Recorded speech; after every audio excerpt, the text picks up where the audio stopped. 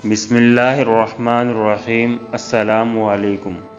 ایک استاد تھا، وہ اکثر اپنے شاگردوں سے کہا کرتا تھا کہ دین بڑا قیمتی ہے۔ ایک روز ایک طالب علم جوتا پھٹ گیا۔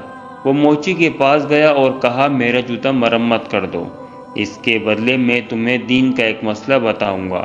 موچی نے کہا، اپنا مسئلہ رکھ اپنے پاس، مجھے پیسے دے۔ طالب علم نے کہا، میرے پاس تو پیسے نہیں ہیں۔ موچی کسی صورت نہ مانا اور بغیر پیسے کے جوتا مرمت نہ کیا۔ طالب علم اپنے استاد کے پاس گیا اور سارا واقعہ سنا کر کہا، لوگوں کے نزدیک دین کی قیمت کچھ بھی نہیں۔ استاد عقل مند تھے۔ طالب علم سے کہا، اچھا تم ایسا کرو، میں تمہیں ایک موتی دیتا ہوں، تم سبزی منڈی جا کر اس کی قیمت معلوم کرو۔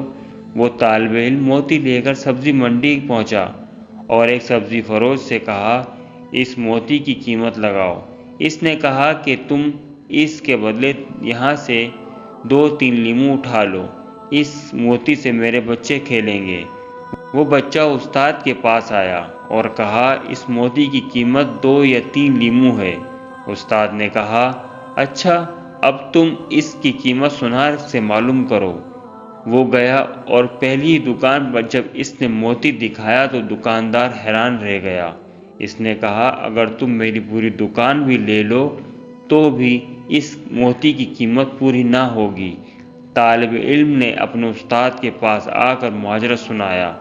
استاد نے کہا، بچے، ہر چیز کی قیمت اس کی منڈی میں لگتی ہے، دین کی قیمت اللہ کی منڈی میں لگتی ہے۔